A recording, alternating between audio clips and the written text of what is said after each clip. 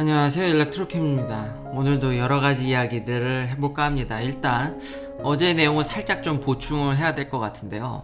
슈퍼차저 오픈하는 얘기입니다. 이제 일런이 시간도 이제 어느 정도 못을 박았습니다. 올해 말에 오픈을 한다라는 거죠. 야, 참 빠른데요. 그래서 이것에 대해서 좀 더 명확히 할 필요가 있어서, 근데 제가 계속 이런 서드파티 충전소에 대한 비관적인 시선, 그리고 전기차가 이렇게 만드는 게 쉽지 않다, 그리고 이런 것들을 다 통폐합해야 된다라는 점, 전기차 내부 간의 그런 시그널들, 통신이 굉장히 중요하다, 그런 것들 때문에 지금 서드파티가 힘들다고 부정적인 얘기를 너무 많이 해서 그런 거는 좀 제하고 좀 긍정적인 얘기를 하다 보니까 좀 먼 미래로 이렇게 제가 봤는데, 아예 일론 머스크가 이번 해에 다 연다고 하니까 이것에 대해서 좀 더 자세히 요 부분에 대해서는 다시 설명이 필요할 것 같아서요. 일단 이게 가능한 데는 일론 머스크가 다 연다고는 했지만 아마 중국이라든지 유럽이 될 확률이 높습니다. 지금 커뮤니티를 보니까 미국은 거의 이걸 2년 안에 하면 대단하다. 말씀드렸듯이 이거는 고압 충전입니다. 굉장히 높은 볼티지로 충전하는 거기 때문에 이걸 무료로 연다고 해서, 그러니까 아예 결제 시스템을 다 없애버린다고 하더라도 차량 간 핸드쉐이크 과정이 원활하지 않으면 정말 위험합니다. 배터리 날려먹을 수 있습니다. 그렇기 때문에 이런 통신 규격을 통합한다라든지, 지금 이 테슬라 슈퍼차저에 들어오려고 그러면은 타 회사들이 이걸 맞춰준다라든지 뭔가가 있어야 됩니다. 그 과정이 쉽지가 않습니다. 그나마 유럽과 중국은 포트가 똑같습니다.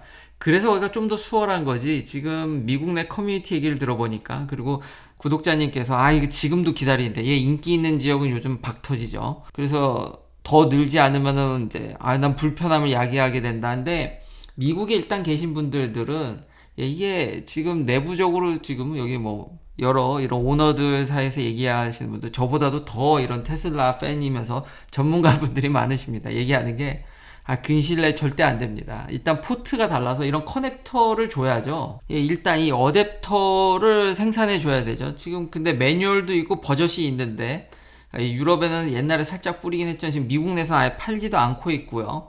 그러니까 이런 어댑터 문제들, 타 회사들도 그렇고 뭐 테슬라 차량들도 이제는 콤보 타입에 가서 충전하려고 그러면 이제 어댑터가 필요하죠. 이런 상호 오픈 관계. 근데 미국 내에서는 지금 어댑터도 없고 어렵습니다. 굉장히 지금 굉장히 그런 통합하는 게 전기차가 절대로 쉬운 게 아닙니다.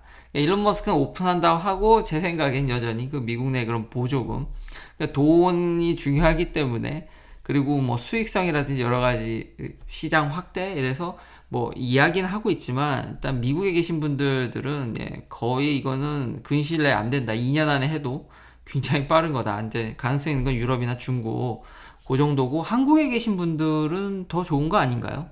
한국의 고속도로에 이제 서로 상호 오픈하니까 현대도 뭐 미국에서 슈퍼차저 쓰려고 하면 국내에서 아마 이핏이라든지 고속도로 충전소라든지 한국에 그런 잘 되어 있는 환경부라든지 여러 서드파티들을 오픈하는 게 한국에 계신 분들은 좀 더 나을 것 같은데, 그러니까 여러모로 이점이다. 그리고 미국에 계신 분들은 다시 한번 일어나기가 쉽지 않다. 일론 머스크가 원해도 과연 다른 회사들이 이렇게 순순히 따라줘야 되는지, 이게 여러 사람들이 모이면 이게 배가 산으로 가죠. 그게 쉽지 않습니다. 이거 규격 통일하는 거. 지금 내부적으로 이런 커뮤니티 얘기들을 들어보니까 근실내는 미국에서는 일어나기는 어렵다. 일단 커넥터도 어댑터 좀 매뉴얼을 간만에 그래서 다시 봤습니다. 매뉴얼이 버젓이 있더라고요. 근데 생산 안 하고 있는 것으로 보입니다. 또 테슬라 관련 이야기로 또 한국 얘기를 제가 또 현대 이핏도 얘기하다 보니까, 지금 테슬라가 지금 맥스웰을 토해냈습니다. 토해냈다는 게 정확할까요? 근데 서류상은 어쨌든 이 회사를 다시 되팔았으니까 그건 맞는데, 그렇다고 해서 드라이 일렉트로드를 포기했냐? 그건 아닙니다. 기술은 이제 가져가고, 여기 보면 참 신기한 게 이제 유캡이라는 회사에 이걸 이제 팔았는데, 보면 맥스웰 테크놀로지의 한국 지부 코리아라는 표현이 나와서 더 관심을 갖게 됐습니다.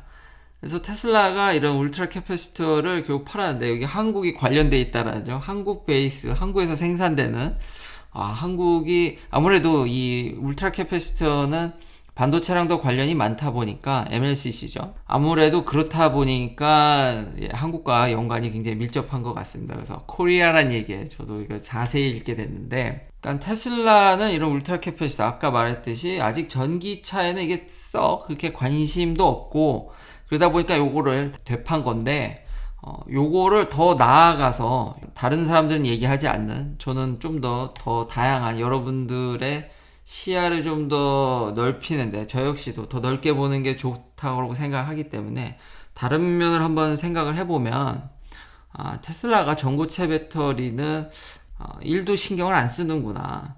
역시 현재 있는 기술로 잘 이렇게 서스테이너블 에너지를 이룩하려고 하는 그거에 대해서 투입도 했죠. 스탠포드에서 PhD를 하려고 했었는데 하이 에너지 덴시티 캐패시터에 관심이 많았던 것 같습니다. 그러나 현재 리튬 아이온 배터리만으로도 충분히 서스테이너블 에너지를 할 수 있다 이거죠. 트랜지션 할 수 있다라는 거죠.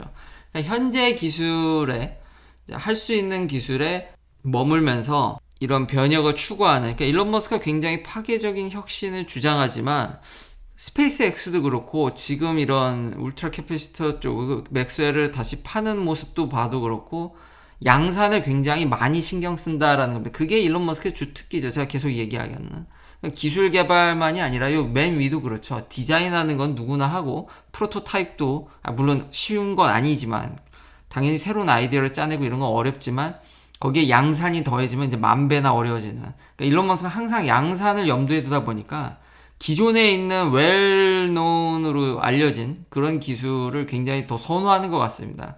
그러니까 겉으로 그런 것들을 모아서 파괴적 혁신을 하지만 세부적인 기술은 참 기존의 원통형 배터리부터 해서, 그러니까 리튬 아이온에서 별로 변할 생각이 없어 보입니다. 그렇기 때문에 이런 울트라 캐패시터를 팔아버렸다고 생각을 하고요. 그치만 요걸 샀을 때는 살짝 전고체를 좀 생각하지 않았나. 그럼 울트라 캐패시터랑 왜 전고체를 제가 자꾸 묶냐? 생겨먹은 게 굉장히 비슷합니다. 이 멀티레이어 캐패시터랑 이런 캐패시터를 만드는 그 안에 그 말거든요. 이 원통형 안에 여러 이런 층층이 이런 일렉트로드라고 하네. 이렇게 판을 말고 그 안에 약간의 이제 간격과 이제 유전체를 넣어서 이제 캐패시터를 확 올리죠. 근데 지금 그 모습이 캐패시터 모습인데, 멀티레이어 캐패시터인데 이게 모습이 굉장히 전고체랑 굉장히 흡사합니다. 그래서 전고체 배터리를 누가 지금 양산을 하려고 하냐면 이 무라타라고 제가 예전에 얘기를 했었죠. 아마 전고체 배터리 얘기하면서 이거 우주에 쓴다고 해서 뭐 이제 상용화한다, 내년에 만든다 이렇게 제가 소개를 했던 기억이 납니다. 이 무라타가 지금 소문에 올해 말에 솔리드 스테이트 배터리를 양산하겠답니다. 거의 다 온 것 같은데 제가 그래서 무라타 홈페이지 가서 읽어본 거거든요. 작년에 무라타가 인터뷰한 것들의 내용들을 좀 몇 개를 따왔는데, 제가 이렇게 생각하는 게 아니라 무라타도 솔리드 스테이트 배터리에 뛰어든 이유가 원래 무라타가 MLCC 이 캐패시터 만드는데 굉장히 유명한 회사입니다. 그래서 반도체를 하시는 분들은 삼성과 이렇게 얘기할 때 무라타가 항상 등장하는데 이 회사 역시도 아예 자기들이 얘기하고 있어요. 솔리드 스테이트 배터리와 MLCC를 만드는 게 굉장히 유사하답니다. 그래서 이걸 우리가 할 수 있겠다라고 해서 뛰어들었는데 파이어링 프로세스, 그러니까 굽는다라는 거죠. 이 세라믹을 다루다 보니까 이걸 굽는 과정에서 거의 똑같아서 자기네들이 굉장히 쉬울 줄 알았는데 배터리는 늘 규격과 사이즈만 바뀌어도 지옥을 맛보게 됩니다. 양산에 있어서는. 역시 무라타 역시도 해보니까 생각했던 것보다 엄청 어렵다라고 본인들도 밝히고 있습니다. 그래서 시간이 더 오래 걸린 거고, 그렇지만 파인 튜닝을 통해서 이런 MLCC를 생산하는 기술이 솔리드 스테이트 배터리로 어느 정도는 이렇게 갈 수 있다라는 거를 무라타가 어느 정도는 보여줬습니다. 물론 그렇다고 양산한다고 해서 지금 목표치는 10만 개입니다. 10만 개. 대량 생산은 물론 이제 사이즈도 작고 한 10만 개는 전기차에 있어서는 진짜 대량 생산으로 보기는 조금 그렇죠. 그래도 우주에 쓰인다라든지, 그리고 지금 목표가 웨어러블 디바이스라든지, 이게 어디서 갖고 온 거냐면 웨어러블 디바이스라든지 이런 조그만 디바이스에 하이 에너지 덴시티를 안전하게 넣는 그런 용도로 쓰이는 거기 때문에 여기 나와 있죠. 아주 작습니다. 그렇기 때문에 전기차용으로는 아직은 멀다. 그리고 지금 이야기하는 에너지 덴시티나 이런 암페어 규격들을 보면은 한참 멀 것 같다. 물론 이렇게 발전해서 제가 솔리드 스테이트 배터리에 대해서 부정적으로 생각하는 건 근신뢰 안 된다라는 거지. 이런 식으로 하나하나씩 양산을 해가면 먼 미래에는 충분히 양산이 가능할 것으로 보입니다. 그렇지만 근실이라는 거는 뭐 향후 2년? 3년? 어렵습니다. 굉장히 어렵습니다. 그러니까 전기차로 들어오기에는 저는 여전히 이것에 대해서 굉장히 부정적이지만 무라타가 얘기하는 요런 용도로 그리고 우주를 위해서는 당분간은 꽤 잘 쓸 수 있을 것 같다. 그래서 제가 테슬라가 아마 맥스웰을 인수하면서 요것도 한번 생각해 봤었을 것 같다라는 저만의 추측입니다. 그렇지만 결국은 드라이 일렉트로드만 빼고 다시 되파는 걸 봐서는 현재 기술에 다시 한번 결론을 내리면 일론 머스크가 트윗을 했듯이 현재 있는 걸 버무려서 혁신을 이루려고 한다. 그거는 이제 양산의 문제죠. 양산이 중요하기 때문에 누누이 얘기하지만 대량 생산이 어렵다. 그리고 지금 이 유캡의 CEO가 former vice president of sales라고, 그러니까 테슬라에 있으신 분이 이제 유캡에 가는데 거기다가 이제 파셨더라고요. 그런 면도 참 신기했고요. MLCC를 만드는 회사들이 앞으로 솔리드 스테이트 배터리에 진출하는 게 쉽지 않을까. 이미 공정이 굉장히 유사하기 때문에. 퀀텀 스케이프는 저 주식을 보도 알겠지만, 물론 최근에 좀 반등했지만, 저 역시 그래서 여전히 부정적으로 봅니다. 차라리 늘 얘기하는 뭐라 물건이 나오면 거기에 멀티플을 줄 수 있어도 물건 없는 회사보다는 차라리 무라타가 좀 일본 기업이라서 조금 그렇지만 여기가 더 가능성이 훨씬 높아 보인다. 또 이제 배터리 얘기를 하다 보니까 솔리드 스테이트 배터리는 뭐 그렇게 접었다 치더라도 테슬라가 또 니켈 서플라이 어그리먼트, 그러니까 오스트리안 마이닝 컴퍼니와 계속 지금 광산 사업에 뛰어들고 있죠. 아마 이렇게 많은 광물을 다 모아다가 테슬라가 뭘 하겠습니까? 그걸 LG한테 넘겨주거나 파나소닉한테 넘겨줄 것 같지는 않고 본인들이 배터리 생산하려고 하니까 저렇게 광물을 수집하는 건데, 자세히 계약들을 보니까 뭐 몇 년을 하는지 얼마만큼의 서플라이를 하는지 양이 그렇게 정확히 나와 있지 않더라고요. 그래서 다시 어제 이야기와 똑같이 도대체 테슬라가 4680 배터리를 얼마나 만들고 있는지를 잘 모르겠다. 광물 수집하거나 이런데 총량이 이거 오스트리안 이 마이닝 컴퍼니 말고 다른 데서도 계약을 했었으니까 꽤 많이 했지만 딱히 고 대량 생산하는 거에 대해서는 여전히 잘 나타나질 않아서 도대체 얼마를 만드는지를 잘 모르겠습니다. 그러니까 알면 저도 정말 제가 제일 그게 궁금한 사실입니다. 뭐 일론 머스크도 밝혔듯이 프로토타입이야 뭐 쉽게 만드니까 뭐 만들어서 어느 정도 뭐 테스트를 할 수야 있겠지만, 이런 최근 니켈 계약건에서도 나오듯이 도대체 얼마의 양과 몇 년 동안 하는지가 좀 불분명해서 대량 생산 추측하기는 어렵다. 그렇지만 계속 내재화하고 생산하려는 거는 꾸준히 그 서플라이 체인을 다져가고 있다라는 정도는 확인할 수 있었습니다. 자, 마지막으로 소소하게 요 두 개, 소소하진 않을 수도 있겠네요. 이 비트코인 얘기인데 컨퍼런스에 나와서 캐시우드 누님과 이렇게 이야기도 하고 그러면서 비트코인에 대해서 얘기를 했는데, 기사 내용이 일각에서 자기 때문에 아마 비트코인 가격에 좀 영향이 있었던 것 같은지 비난받는 거를 의식했는지, 내가 펌프질을 했었을지언정, 그러니까 마인 펌프가 가능 아주 약하지만 어쨌든 펌프를 하면 했지 덤핑하진 않았다라는 거죠. 본인이 비트코인뿐만 아니라 이더리움도 갖고 있고 도치코인, 당연히 도치코인 갖고 있겠죠. 뭐 갖고 있다 나도 코인이, 그 코인에 대해서 좀 긍정적으로 많이 이야기를 하더라고요. 그렇지만 이제 테슬라가 리뉴어블 에너지 친환경적인 회사로서 이제 비트코인이 너무 그런 에너지 컨섬션이 친환경 쪽이 아닌 쪽에서 너무 컨섬션이 커서 그걸 받아들이기는 어려웠다라고 얘기를 하고요. 그렇지만 예전에 했던 얘기 또 하는 거죠.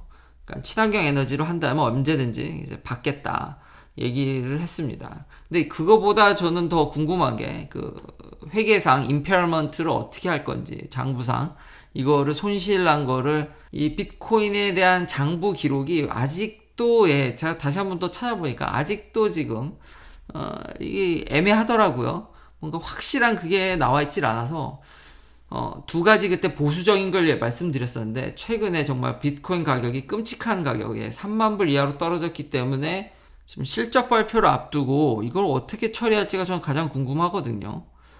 테슬라가 기존에 전에도 얘기했듯이 이거 굉장히 보수적으로 하는데 요 2분기 실적 발표 때 이게 지금 3만 불 이하로 내려갔었는데 어떻게 할지, 그러니까 한 번이라도 거기를 자기가 손실난 부분에 대해서 그걸 기록을 할지 아니면은 돌아온 가격으로 할지 뭐 여러 가지 그런 임페어먼트에 대해서 어떻게 할지가 저는 가장 궁금하긴 합니다. 이걸 어떻게 이야기를 할지. 이미 가격이 좀 많이 내려왔었어서 물론 좀 회복을 했지만 장부상 어떻게 이야기하는지 제일 궁금하다. 그리고 이제 마지막 이야기로 전기차의 특성이죠. 플러드, 그러니까 침수가 되더라도 테슬라 차량들은 이런 물을 잘 쉽게 헤쳐나갑니다. 많은 영상들이 있는데 산소가 필요하지 않죠. 연소를 시키는 과정이 없기 때문에 물에 빠져도, 그리고 배터리 팩이나 지금 하부가 굉장히 실링 처리가 잘 돼 있습니다. 엄청나게. 왜냐하면 배터리를 안고 있기 때문에 방수가 엄청 잘 돼 있어서 이런 것들을 유유히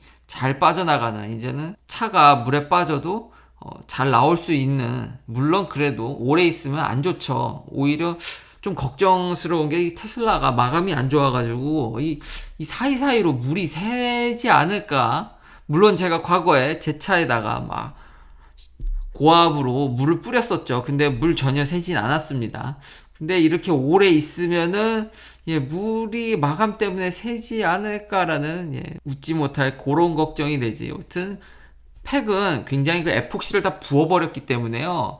그렇게 쉽게 물이 침투하기 어렵습니다. 그렇기 때문에 이제 물에 빠져도 잘 갈 수 있고, 정말로 이제 사이버 트럭은 수륙 양용이 될 수도 있겠네요. 이게 물에 뜨기만 하면 바퀴를 막 돌려서 좀 비효율적이지만 물을 이제 가르고 갈 수도 있기 때문에 이런 면들은 참 전기차의 장점인 것 같습니다. 이제는 물에 빠져도 차가 잘 나온다. 그러고 보니 한 침수를 전보다는 덜 걱정해도 될 수도 있겠네요.